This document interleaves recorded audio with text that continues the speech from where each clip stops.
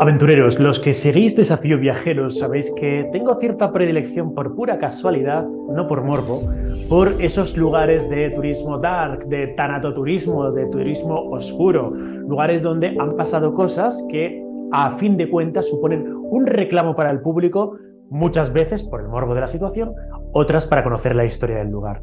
Bueno, pues hoy vamos a hablar de lugares de turismo dark, con la que probablemente es la mayor experta de habla hispana de la materia, y os aseguro que no conocéis ninguno de ellos. Y si os suena alguno, ponedme en los comentarios, que ya sabéis que respondo todo lo que escribís. ¿Listos? Comenzamos.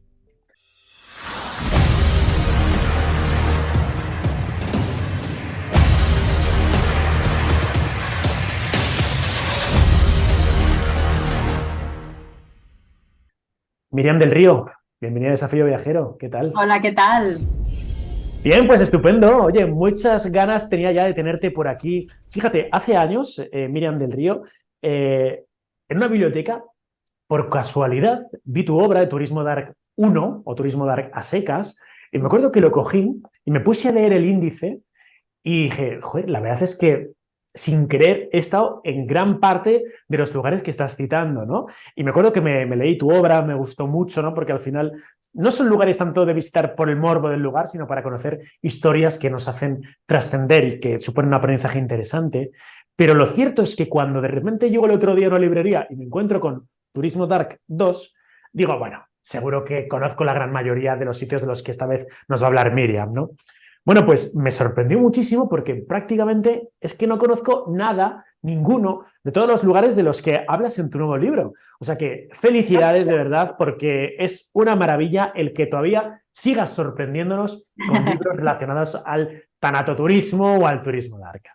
Sí, muchas gracias. Sí, sí, yo creo que con la primera parte del libro quise poner lugares que eran más o menos vox populi, que la gente tenía cierto conocimiento, cierta base, para que se empezase a entender un poco qué era el turismo oscuro, ¿no? Porque si no, claro, me planteas un montón de lugares, pero no sé realmente lo que es. Ahora que la gente yo creo que ya está ligeramente más entrenada. Ahora ya he rizado el rizo, me he dejado ir, he buscado cada vez lugares más raros y es un poco el sumario que al final ha terminado siendo pues la segunda parte de Turismo Dark. Para que aquellos que se están suscribiendo en estos momentos, que no tienen ni idea de que en Desafío Viajero hemos tocado 800 veces el turismo dark y que no tienen ni idea de qué es esto, ¿cómo lo podríamos definir? ¿Qué es el turismo dark? Bueno, el turismo realmente es turismo, es el turismo oscuro. Yo lo titulé en mi libro Turismo Dark para darle ese puntito un poco más moderno. Dije, va, turismo oscuro, turismo dark, y ahora lo veo por todos los lados, turismo dark, ¿no? Que es genial.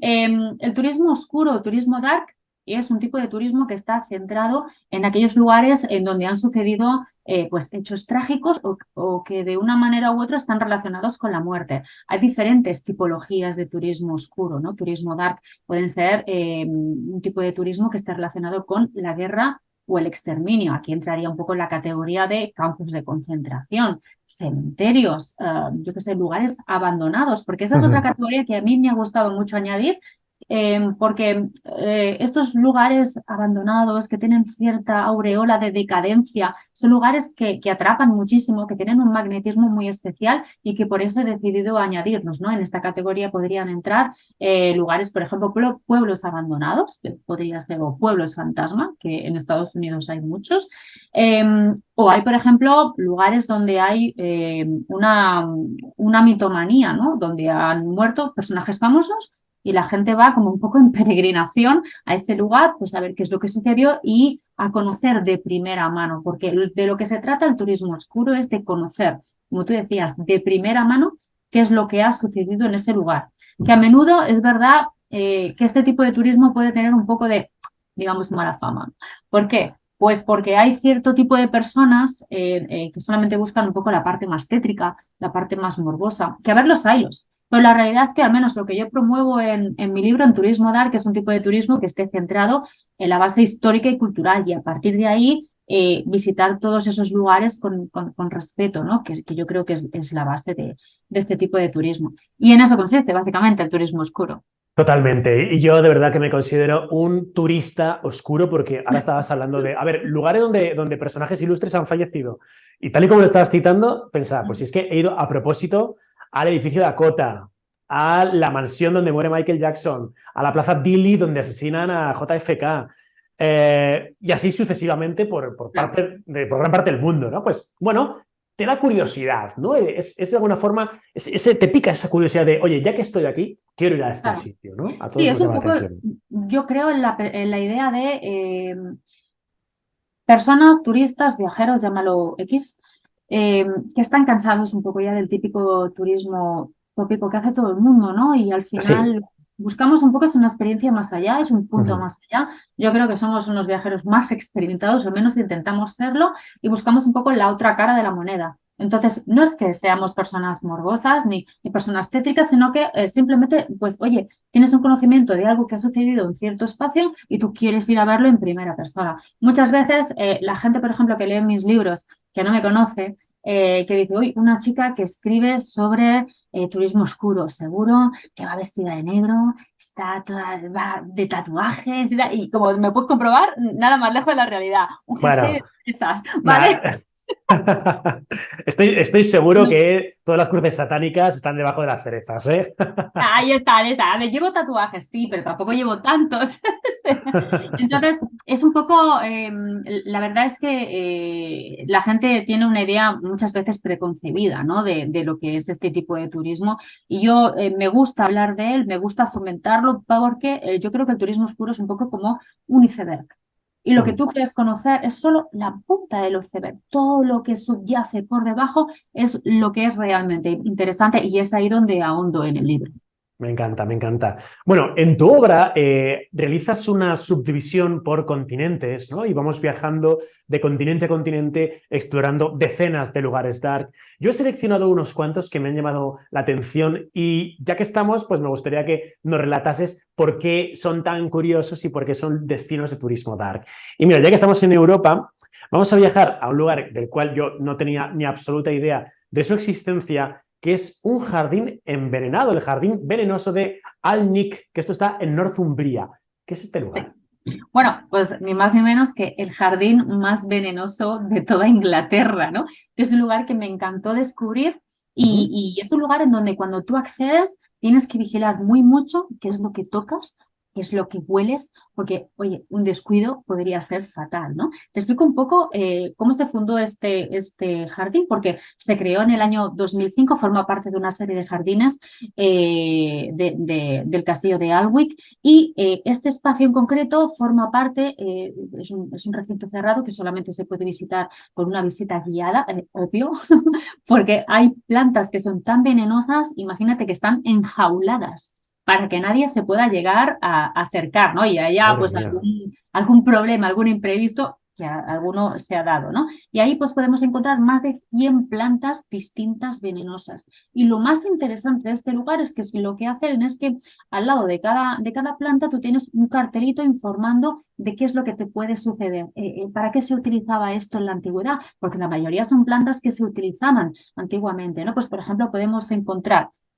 una planta que se llama el perejil gigante, que puede parecer que tiene un nombre como muy aséptico, pero no, cuidado, es una planta expansiva. Puede llegar a bastantes metros de altitud y es una planta que reacciona con la luz solar. Es decir, el tallo, por ejemplo, que tiene es una savia púrpura. Esa savia en contacto con tu piel y además si le está dando el sol, reacciona, te causa quemaduras, te causa, pues bueno, problemas importantes. Por tanto, mejor no tocarla, grandes ampollas, olvídate, mejor no lo toques, ¿no? Por ejemplo, la nuez vómica. La nuez vómica es una planta que es fuente de estricnina. Cuidado, que en la antigüedad era utilizado para provocar abortos y hoy en día se utiliza como veneno para ratas. Veneno para Con ratas. eso ya te lo digo todo, imagínate, ¿no? Por ejemplo, la brucmansia. La brucmansia es una planta que a mí me maravilla. Es una planta alucinógena que se utiliza sobre todo hoy en día todavía en Sudamérica, en los rituales chamánicos, que es una planta que aparte de provocar alucinaciones es capaz de recuperar recuerdos perdidos, ¿no? Por tanto, es muy interesante en todo lo que es en el sur del continente americano. Evidentemente, si tienes una intoxicación, pues te provoca hipertensión y muerte por asfixia. Casi nada. Y luego tenemos las plantas, digamos, más conocidas, ¿no? Digo algunas de ellas, porque hay más de 100, como la cicuta, como yo que sé, la belladona, por ejemplo, o cannabis y cocaína, porque también hay plantas de cannabis y cocaína.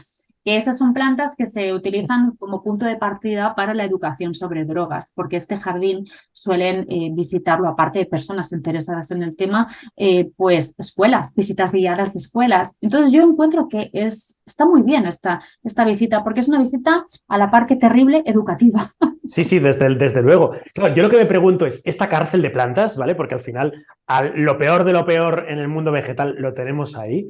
¿A quién se le ocurre y con qué motivación, ¿no? Es como decir, mira, pues los virus más mortíferos del mundo los vamos a meter aquí, en este laboratorio, porque sí, para tenerlos ahí bien controlados.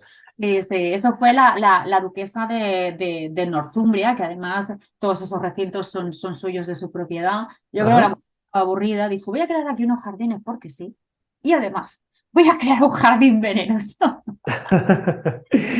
Mira, Claro, la verdad es que hay muy pocos en el mundo. desde luego, desde luego. Mira, uno de los lugares que sí que he visitado, pero mira, cuando la gente me pregunta, oye, ¿cómo te organizas un viaje o qué consejo darías para el viajero? ¿No? Yo siempre digo, sobre todo, hay que empaparse muy bien del lugar. Trata de conocer bien su historia, conocer sus rincones, los lugares, para que no te pierdas al menos lo que quieres ver, ¿no? Y porque me fastidia mucho eso de ir a un sitio, volver y que alguien me diga, oye, ¿y no fuiste a la ermita de no sé qué, donde Pero tal eso te va a virgen se pasar aparece? siempre, te va a pasar siempre, lo sabes, Bueno, siempre. pues, bueno, pues cojo tu libro, ¿no? Digo, el World Hostel de Sarajevo. Digo, Mm. vamos a ver, yo estaba en Sarajevo recorriendo la avenida de los francotiradores, viendo el Holiday Inn de los periodistas, ese hotel famoso amarillo, pero de repente me vienes con el World Hostel. Sí. ¿Qué es esto? Pues mira, esta localización es una de las localizaciones que forman parte dentro de esta segunda parte del libro, en Turismo Dark 2, de una categoría especial que son experiencias extremas. Es decir, una experiencia extrema, desde mi punto de vista, es un tipo de turismo oscuro que eleva la categoría de turismo oscuro ya a turismo experiencial, en donde tú mismo puedes ser el protagonista de la historia, ¿no? Del lugar que estás visitando. Y en este World Hostel es un hostal donde es posible revivir el famoso asedio que sufrió pues, la ciudad de Sarajevo, ¿no? Que además fue uno de los asedios más largos, pero que creo que casi 4 años, ¿no? Los Sí. años 90. Entonces es posible recrear la vida, cómo vivía la gente en una ciudad sitiada. Entonces, lo más interesante de esta propuesta es que el propietario de este hostal es un superviviente auténtico de la guerra. Es decir, él sobrevivió a la guerra siendo muy, muy joven, 4 o 5 añitos tenía, y sobrevivió además en ese mismo edificio que él después ha reconstruido, ha restaurado y ha transformado en un hostal, donde, bueno, yo creo que es una experiencia enriquecedora. A la gente que se lo cuentas y no le explicas más allá, o que le dejas la historia caer, puede decir, pero bueno, ¿esto qué es? Porque tú nunca vas a sentir lo que es realmente una guerra. Evidentemente, nunca se va a sentir. Pero si quieres tener una experiencia distinta y conocer un poco de primera mano de supervivientes auténticos cómo fue vivir una guerra, creo que es una experiencia muy interesante, porque además, fíjate que todo en el hostal es auténtico, empezando por el edificio, siguiendo, por ejemplo, con, yo que sé, cajas de almacenaje de misiles auténticas que tienen allí, la comida que les enviaba ACNUR a los refugiados en aquella época, las literas mismas en donde tú duermes son las literas auténticos donde la gente dormía, ¿no? En el refugio. Y además, yo creo que es una cosa curiosa, cada noche te despiertan grabaciones, evidentemente, pero te despiertan una serie de ruidos, de disparos, de metralletas. Hay una caída de electricidad, es decir, se simula un poco lo que ellos vivían durante la guerra, ¿no? Y toda esta experiencia se puede complementar con visitas guiadas que se hacen en la ciudad, ¿no? Para conocer un poco la historia de mano de, ya te digo, de los protagonistas.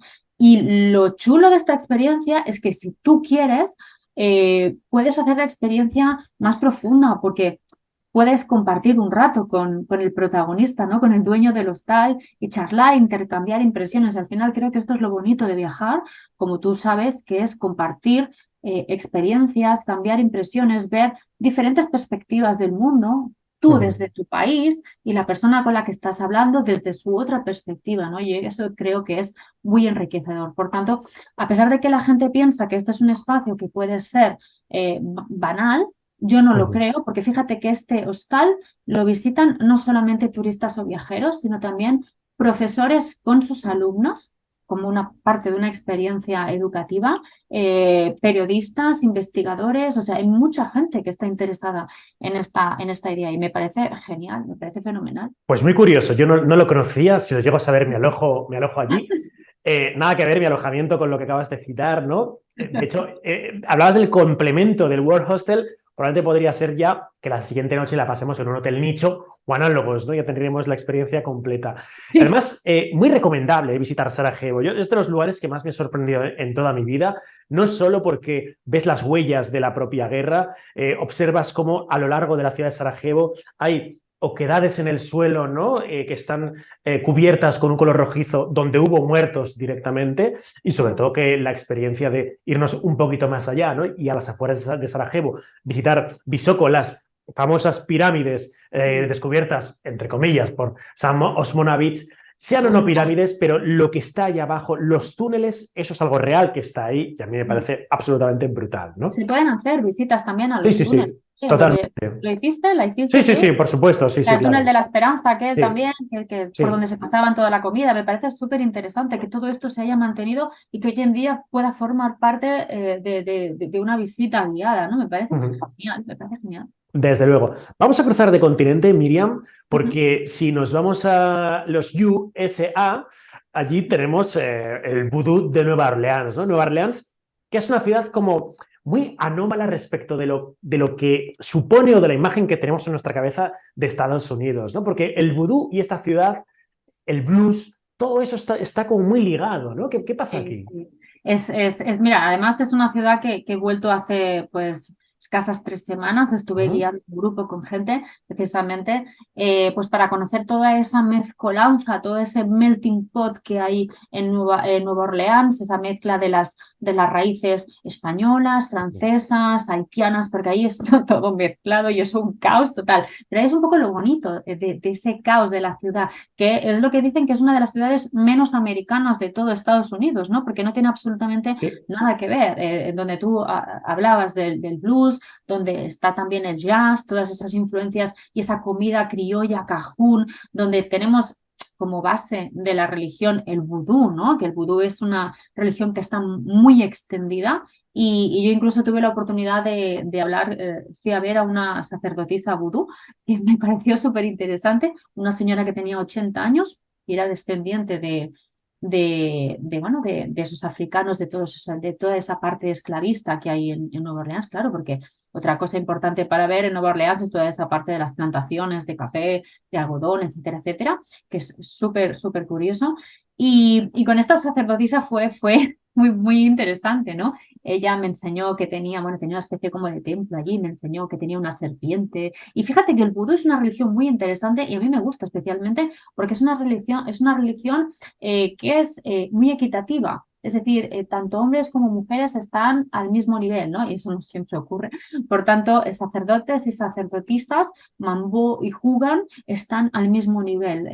Me encanta por esto, ¿no? Y es un poco la mezcolanza que hay allí. Y evidentemente toda la ciudad está repleta de museos del vudú, de lugares extraños, donde se hacen rituales, de cementerios que tienen que ver con todo esto, ¿no? O sea, es brutal. Y precisamente en Nueva Orleans, allí estuve visitando, pues eso, el Museo del Vudú, que es muy curioso. Bueno, más que un museo, yo lo llamaría un mercadillo. porque aquello era un follón de cosas todas puestas por todos los lados que digo, madre mía, es que esto me parece el mercadillo de mi pueblo. Sí, sí, sí. Pero todo eran como pequeñas estatuillas, como amuletos gris-gris también, que los amuletos gris-gris los utilizan mucho. Son pequeñas bolsitas de tela o de piel que ellos introducen, pues, atención, pelo, uñas, dientes, bueno, todo lo que se te pueda ocurrir, y eso supuestamente da buena suerte al portador. Es decir, tú lo tienes que llevar siempre colgado y eso pues te protege de los malos espíritus. Y esas son algunas de las cosas que puedes comprar ahí. No sé de quién serían las uñas ni el pelo, no lo quise saber. Me compré uno, claro, evidentemente, no podía ser de otra manera. Pero ahí se puede ver en ese museo pues un poco todas estas tallas de madera, amuletos, muñecos, evidentemente, para realizar invocaciones. O lo típico que hemos visto en tantas películas, porque allí uno de los souvenirs, ¿qué es? O sea, ahí no te vas a llevar un imán, no te vas a llevar, yo qué sé, chocolatito. No, allí lo que te llevas es el muñequito con las pequeñas agujitas que yo le traje a mi padre y dice, papá, te voy a traer un regalo. Y dice, ay, Miriam, ¿qué me vas a traer? Porque claro, mi padre está, vamos, con todas las cosas que le traigo. Y cuando le llevé el muñequito del vudú, me dijo, pero bueno, ¿esto qué? Digo, mira, papá, el que te caiga mal, tú envíñale ahí, ¿sabes? Es buenísimo, es buenísimo. Nueva Orleans es una ciudad súper interesante. Prácticamente no hay turistas españoles. Cuando estuve allí, todo el mundo se extrañaba. ¿Pero qué hacéis aquí? ¿Y venís de España? Madre mía, todo el mundo estaba como alucinando, ¿no? Bueno, es una ciudad muy, muy curiosa, con una arquitectura súper interesante. Wow, y yo de verdad lo recomiendo muchísimo porque es muy chulo ver ese sincretismo religioso que hay allí, ¿no? Es decir, Sí, con sí, sí, otros sí. muchos países, ¿no? Esa mezcla de la cultura católica, de la religión católica de los franceses o los españoles, mezclada con la religión vudú haitiana, ¿no? De cuando muchos de los esclavos llegaron en el siglo XVII, XVIII a Nueva Orleans, ¿no? Por tanto, yo, si tenéis oportunidad, no os perdáis Nueva Orleans, de verdad. Oye, ¿y se puede comprar alguna capsulita de polvo zombie con tetradotoxina por si quieres zombificar a alguien o cómo está el Bueno, tema por sí, allí? vi algunos zombies, pero estaban en la calle, porque claro, hay mucha Vale, gente vale. ahí, sí, sí, la verdad que sí. Pero bueno, siempre se habla, ¿no? De todo esto, de los zombies, de Ujú. todo esto viene también de las islas, etcétera, etcétera. Piensa que al final el vudú de Luisiana, que es el vudú de Nueva Orleans, es parecido, pero no es igual, por ejemplo, al vudú de Haití o al vudú, o cómo se le llama a la religión yoruba, por ejemplo, en Cuba, Puerto Rico, República Dominicana y todos estos espacios, ¿no? Por lo tanto, cada uno tiene sus diferencias, es parecido, pero no es igual. El vudú, desde luego, que nos deja sin palabras, ¿no? Y muchas veces cuando escuchas historias de vudú que son tan terroríficas, al menos las de Haití, ¿no? Que hace que te den miedo realmente la posibilidad de convertirte en un zombie, de que con la tetrodotoxina te duerman a los días despiertes y conviertas en un esclavo. Eso nos deja sin palabras. Por eso, el siguiente lugar que me gustaría visitar es la zona del silencio. ¿Esto es turismo dark también?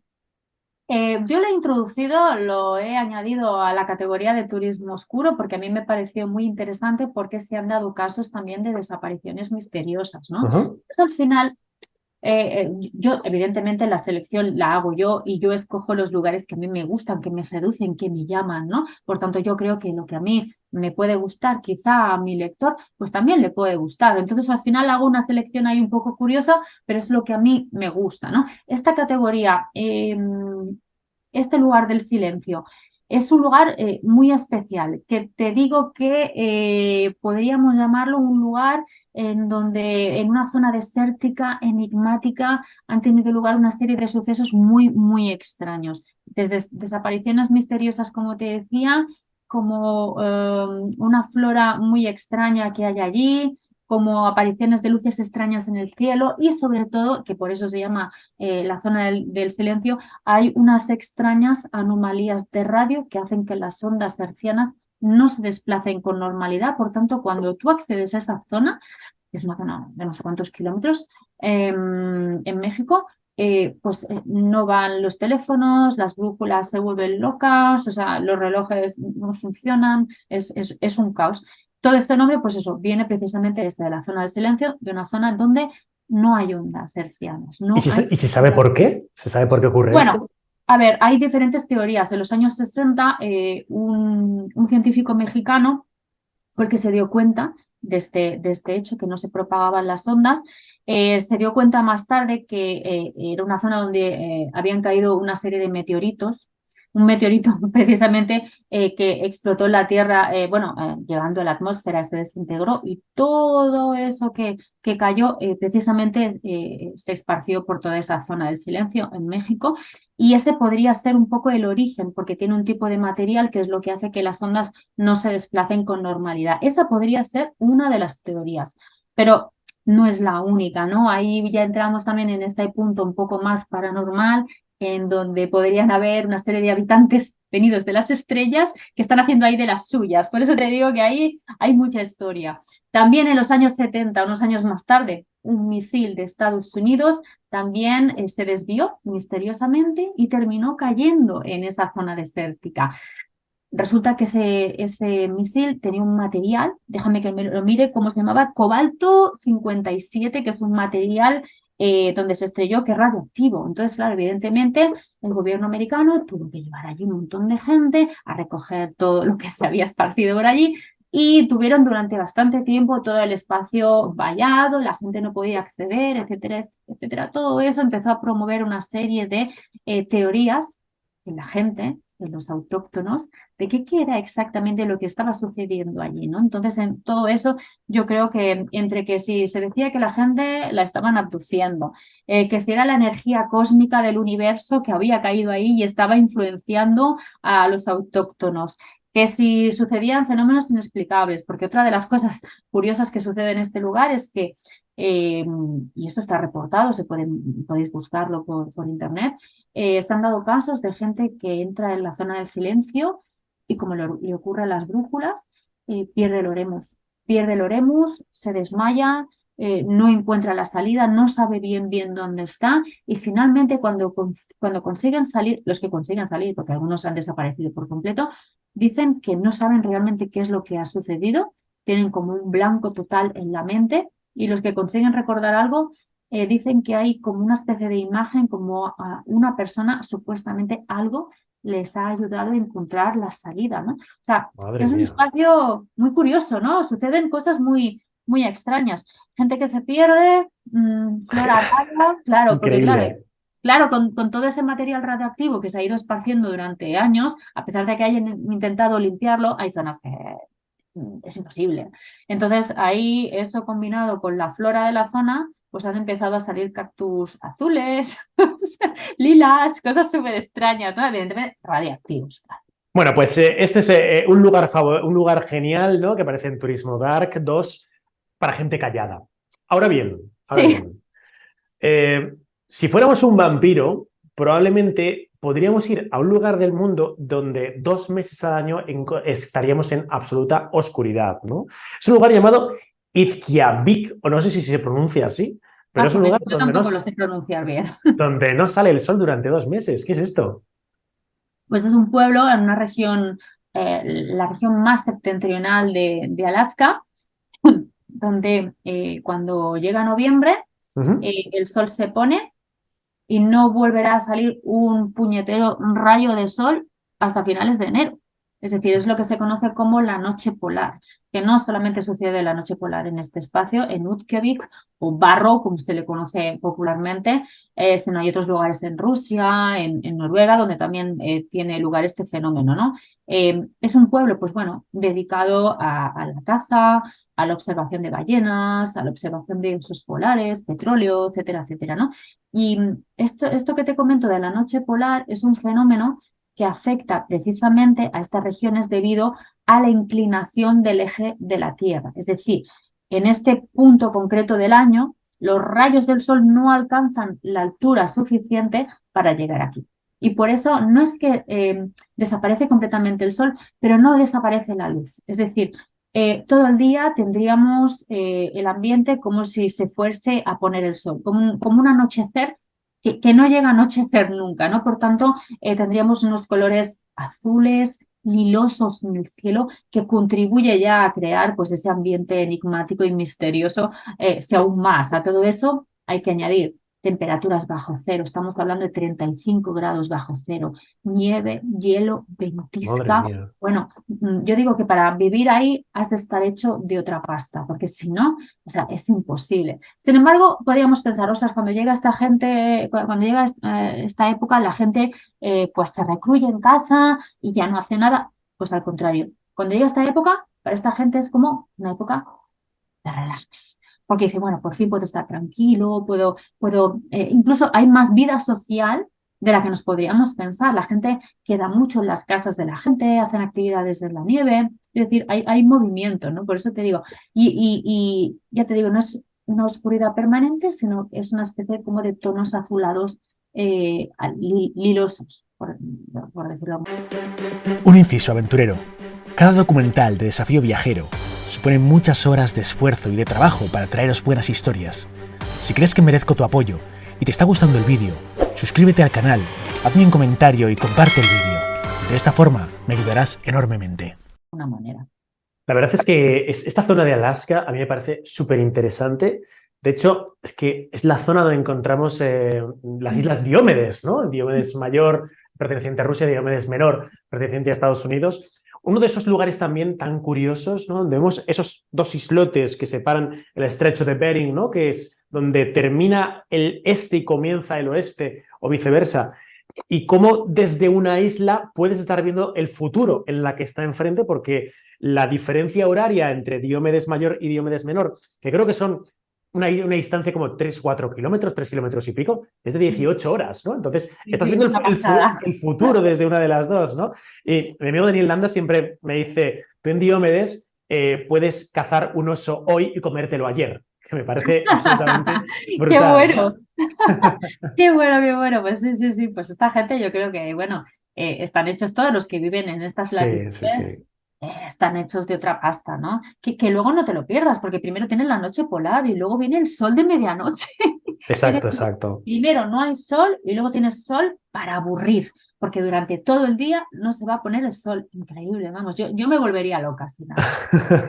Bueno, perfecto para unas vacaciones. Yo creo que, no sé si en algún punto del año o antiguamente las Islas Diómedes sí que estaban unidas, podías ir de una a la otra porque toda esta zona estaba congelada. No sé si algo parecido podríamos hacer, ya que estamos hablando de cambio de país, de Estados Unidos a Rusia, en otro lugar del mundo donde hay una experiencia que a mí me ha llamado mucho la atención, que es la que llaman, ¿cómo es? La experiencia del caminante migrante de Hidalgo.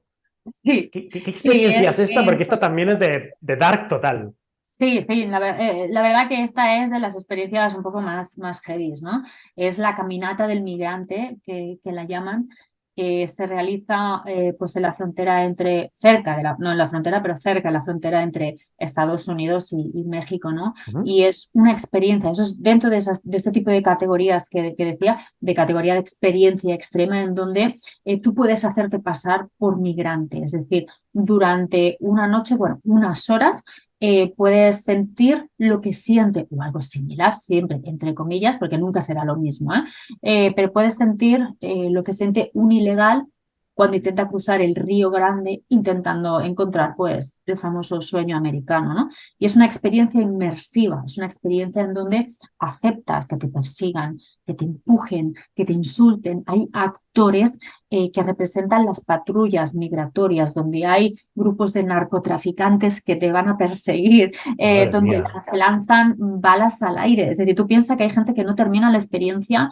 por la dureza, ¿no? Incluso, claro, tú piensas que puedes estar entre 4 y 6 horas tranquilamente, ¿no?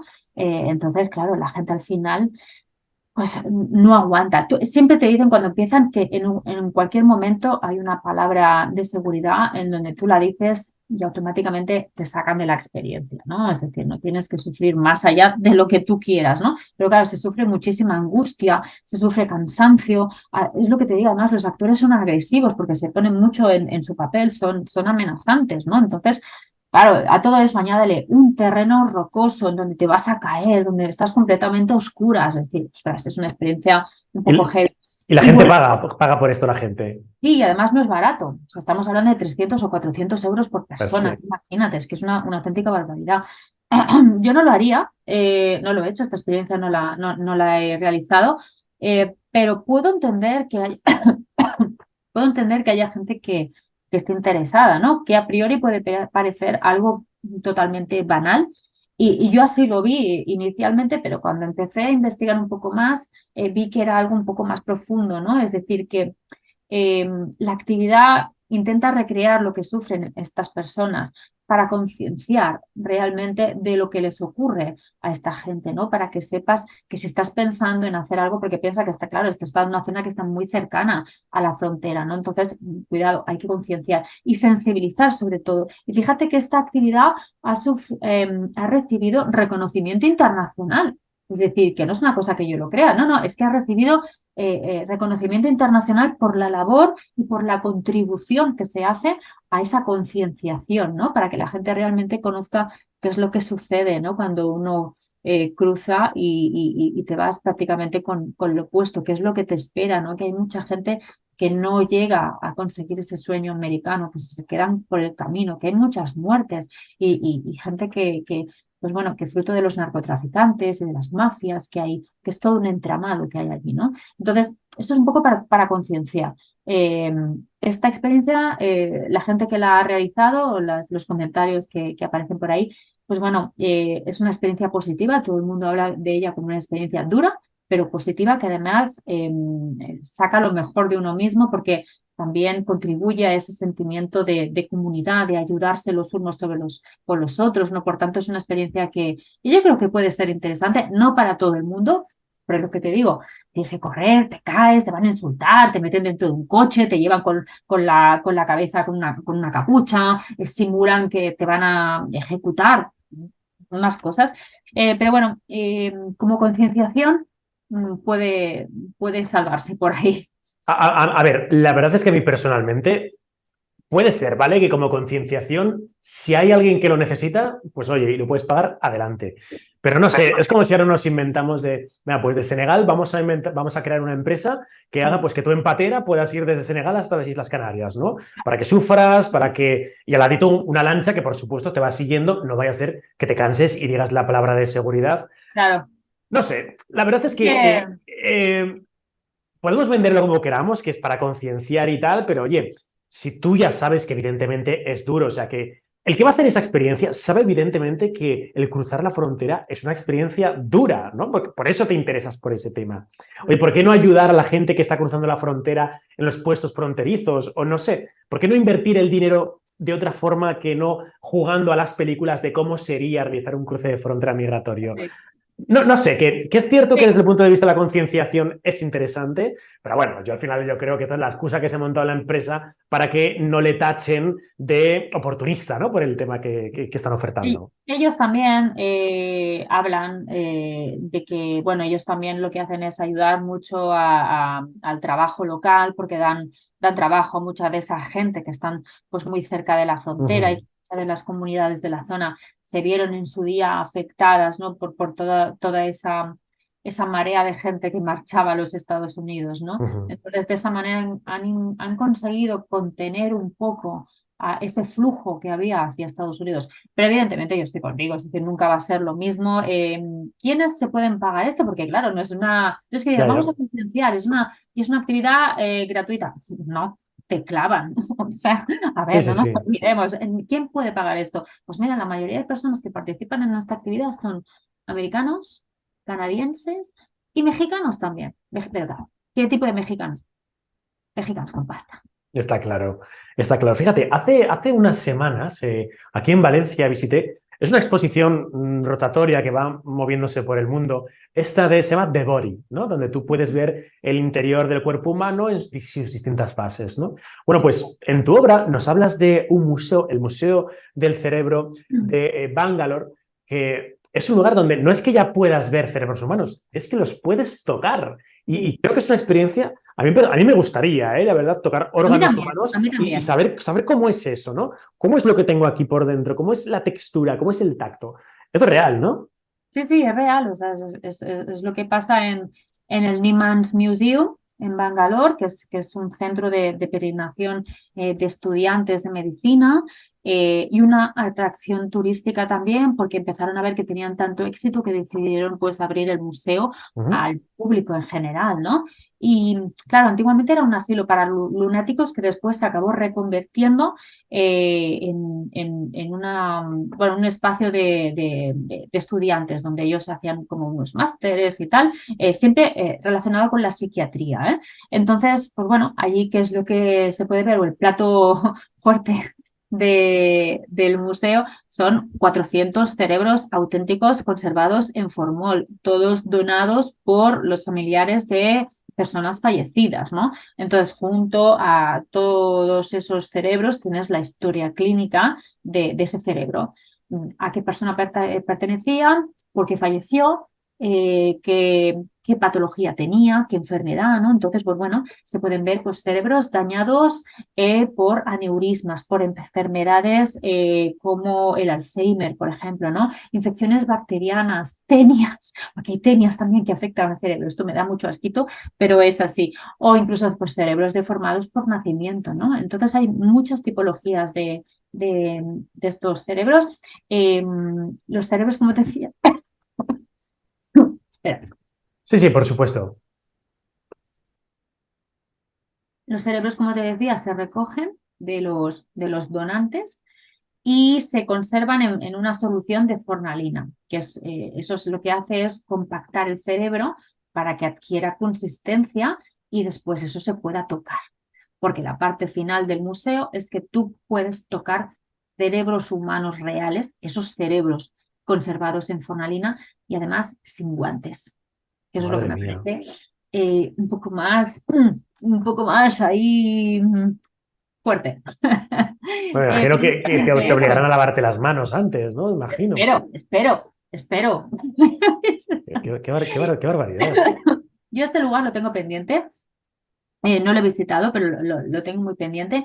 Pero es que además de cerebros también puedes sostener laringes, corazones, hígado, riñones, bueno, de todo. Y luego después al final de la visita, pues te proponen, si quieres ser donante de cerebro, claro, Ah. porque, Esto está ¿cómo no? en la India, ¿no? Sí, eso está en la India. Vale, vale. Además, Bueno, es una labor muy importante que yo creo que hacen porque piensa que la India es uno de los países con más población del mundo y un porcentaje muy alto de esta población todavía sigue creyendo en la magia y en la superstición. Y hay muchas enfermedades que son enfermedades psiquiátricas para nosotros, pero que para ellos son enfermedades relacionadas con la superstición. El Alzheimer, por ejemplo, o otro tipo de patologías están asociadas con la superstición. Entonces, este tipo de museos lo que intentan es culturizar, educar, ¿no? Tiene función didáctica. ujú. Creo que esto está muy bien porque también lo visitan estudiantes. Está muy bien que desde bien pequeños se vaya instruyendo a la gente para que cuando crezcan no tengan ese bagaje de superstición y mito que la mayoría de la población en la actualidad en India sigue teniendo, ¿no? Por tanto, creo que está muy bien instruir desde una edad temprana para modernizar el país. Ujú. Yo no sé si me haría mucha gracia, en principio, que mi cerebro estuviese siendo ahí toquiteado por parte de todos los turistas que llegan, ¿no? Pero ¿Qué más bueno, te da? Si ya no te das a dar cuenta. no sé si... Y mira que yo, digo, yo prefiero ser incinerado, ¿no? Pero no sé, o sea, así sin reflexionar demasiado, igual luego lo pienso y digo, pues mira, bien, que estrujen mi cerebro, ¿no? Que vean si es la consistencia y tal. O sea, ¿tú donarías tu cerebro ahí a que lo toquiteen los turistas que van pasando? Sí que es cierto que cuando te planteas lo de donar órganos y tal, es un poco, la idea es un poco chocante, ¿no? Entonces, o tienes que estar muy mentalizado o haber pensado, haber meditado muy bien eso, o si no, así es como muy... ahora mismo, a vos de pronto, te diría, uff, que me toquen el cerebro, uf, que lo tengan ahí todo el mundo y tal, pues me imagino un poco rollo el jovencito Frankenstein, ¿sabes? Sí, sí, sí, sí, sí, sí, sí. En plan el cerebro ahí y tal, ¿no? Pero, pues ¿por qué no? Al final tampoco te vas a enterar. O sea, ya te digo que al final cuando has fallecido, pues has fallecido. Entonces, si tu alma va a algún lado, seguro que el cerebro no se lo lleva. Oye, ¿alguien que tiene cerebro entraría un día de noche en la ciudad de los muertos del Cairo? Bueno, por la noche yo no recomiendo entrar. Es decir, es un lugar que, como sabes, es uno de los cementerios más grandes de la ciudad del Cairo, en donde conviven, y por eso se llama la ciudad de los muertos, ¿no? Porque conviven tanto vivos como muertos. Y es muy curioso, ¿no? Porque ese cementerio de Laraza, se le conoce así, son 5 kilómetros cuadrados, es decir, es enorme. Piensa que el Cairo tiene unos 10 millones de habitantes. Si a eso le sumas la zona metropolitana, ya son 20 millones solamente en el Guau. Cairo. Y en este cementerio, donde malviven estas personas, ya están viviendo 1 millón de personas en el cementerio. Me parece, bueno, Qué piensa barbaridad. que esto empezó la gente a vivir ahí, como cuidadores de tumbas, porque hay una tradición cairota que es que cuando fallece una persona, esa tradición egipcia, lo que hacen es velar al muerto y además todos los familiares se les da cobijo, ¿no? Durante esos 40 días después de la muerte, ¿no? Después, con el tiempo, al final, y la falta de recursos y la presión urbanística en la ciudad del Cairo, que impedía a la gente pues, tener una vivienda digna, al final se dieron cuenta que la única opción que tenían era pues vivir en los cementerios. Y han acabado muchísimos de ellos viviendo en los mausoleos, en las criptas, etcétera, etcétera.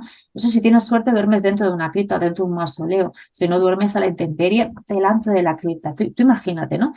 La problemática de este lugar, ¿cuál es? Que el gobierno no reconoce la ciudad de los muertos como parte de la ciudad del Cairo. ¿Eso qué significa? Pues que no hay electricidad, que no hay agua corriente, que no hay servicios de ningún tipo, o sea, no hay absolutamente nada. Entonces, esta gente vive pues en la completa anarquía, totalmente, ¿no? El problema del Cairo es que hay un abismo entre las clases sociales, es decir, o son muy ricos o son muy pobres. No hay muy poca clase media. Entonces, eso hace que encontrar, como te digo, una vivienda pues sea misión imposible, y por eso acaban viviendo en un cementerio como este. Madre mía. ¿Y se puede pasear por allí? Es decir, por la mañana, ¿es seguro? ¿Se permiten las visitas? ¿O es como visitar una favela que es imposible, salvo que tengas autorización del mafioso de turno?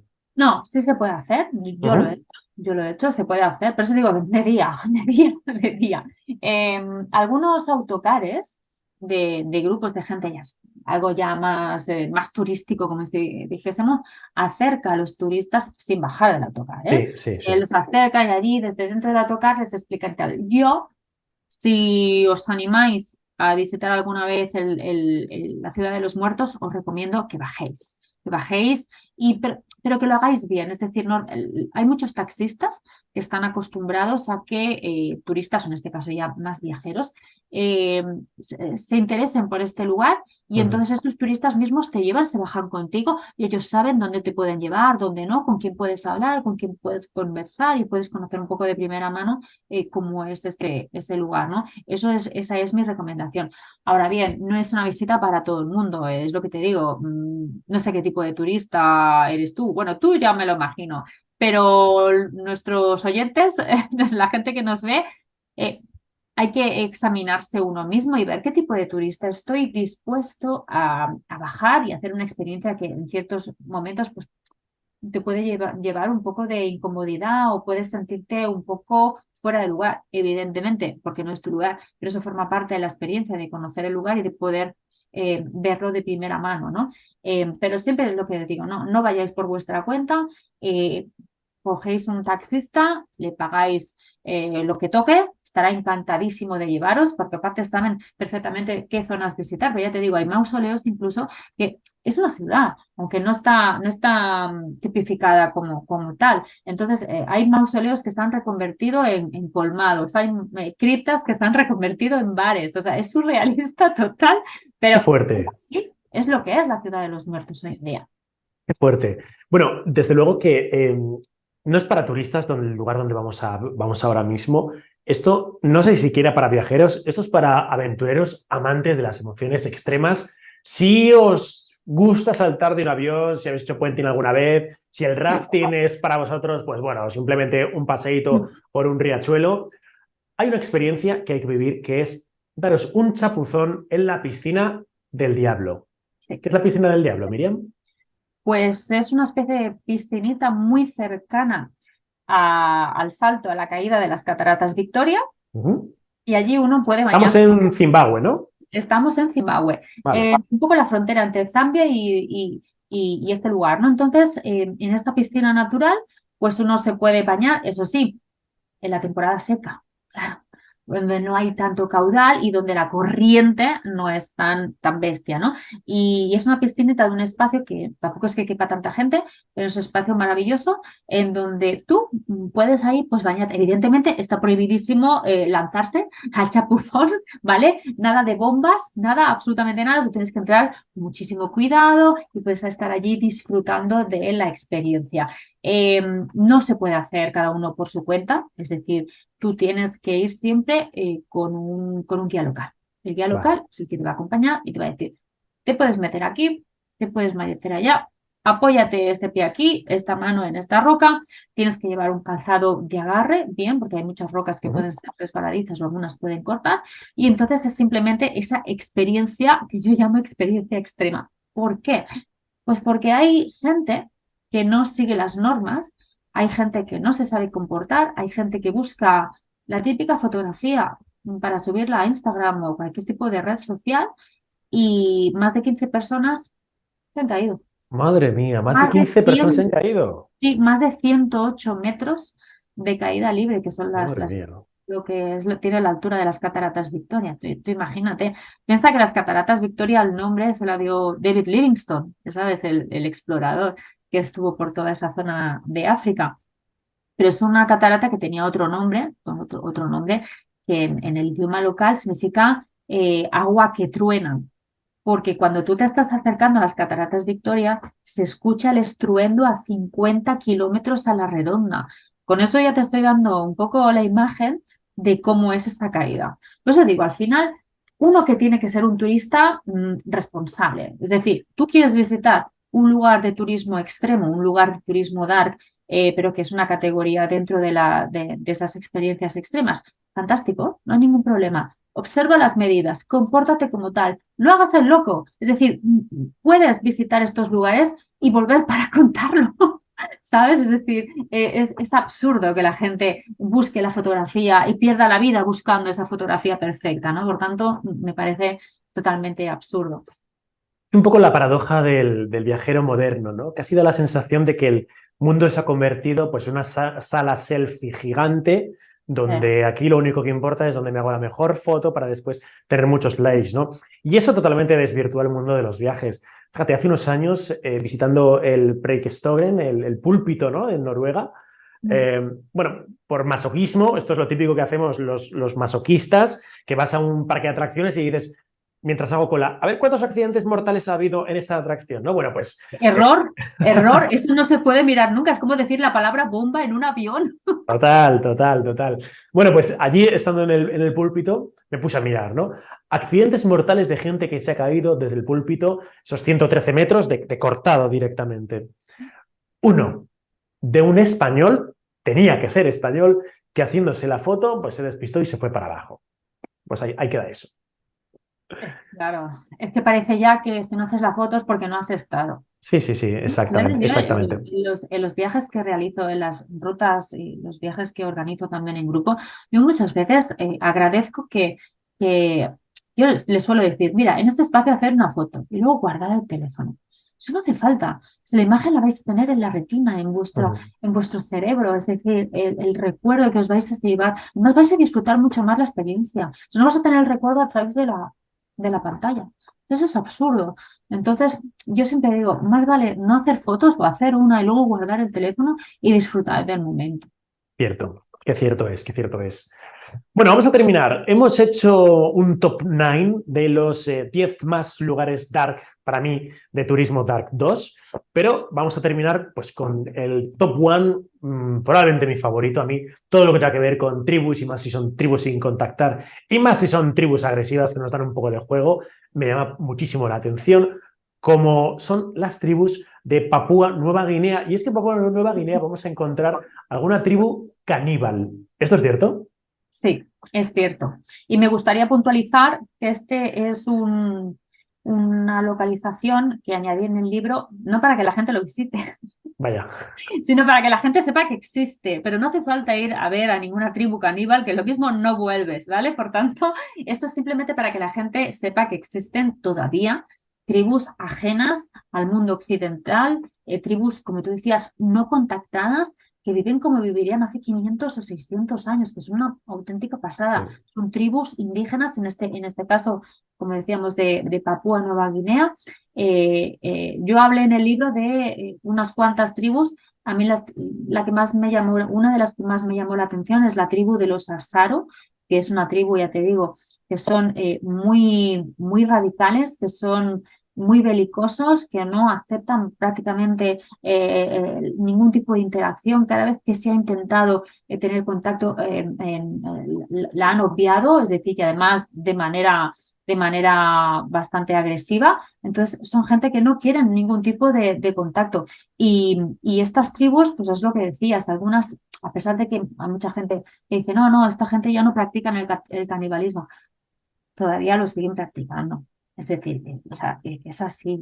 Esta tribu en concreto, mira, se descubrió en los años 40 y ya te digo, son salvajes, son los que llevan esas máscaras de barro, que son los que ellos intentan ahuyentar. Son tribus que creen mucho también en la magia y en la superstición y ellos practican el canibalismo como una forma de comerse a los malos espíritus, porque a ver, esta tribu no tienen el conocimiento que tenemos nosotros, entonces ellos pueden entender, por ejemplo, cuando una persona pues, fallece porque es mayor, porque se cae de un acantilado, ¿vale? Pero no entienden cuando una persona puede fallecer debido a una enfermedad o bacterias, por ejemplo, ¿no? Entonces ellos creen que hay un espíritu que se ha introducido dentro del cuerpo de esa persona que ha muerto y que la única manera de liberar el alma es comerse al fallecido. Entonces se comen absolutamente todo, se comen el cerebro también, o sea, se lo comen todo. Entonces, claro, como ellos creen que ese espíritu lo está devorando desde el interior, pues ya te digo, la única manera de ayudarlo a cruzar al más allá, a salvar su alma, es comérselo. Alucinante.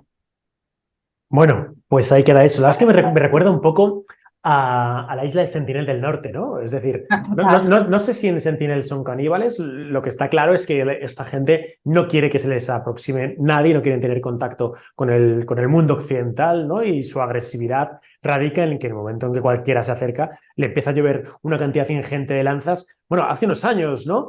No sé si era un evangelista, era algún tipo de predicador, ¿no? Que fue por allí un misionero. con un misionero, ¿no? Con una Biblia y tal, y bueno, pues... evangelizar a la tribu. Sí, o sea, ¿dónde vas, hombre? ¿Dónde vas? vas? O sea, ¿te ocurre evangelizar a esa tribu, por favor?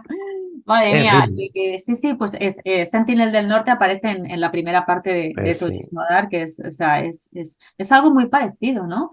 Están este tipo de tribus, pues ya te digo, no quieren tener ningún tipo de contacto con el mundo exterior.